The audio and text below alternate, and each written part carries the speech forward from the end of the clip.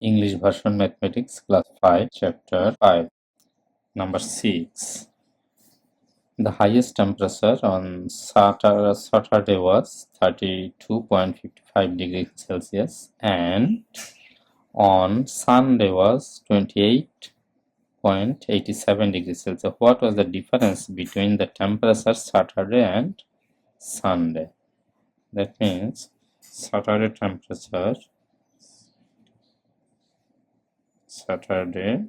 was 32.55 degrees Celsius and Sunday was 28.87 degrees Celsius.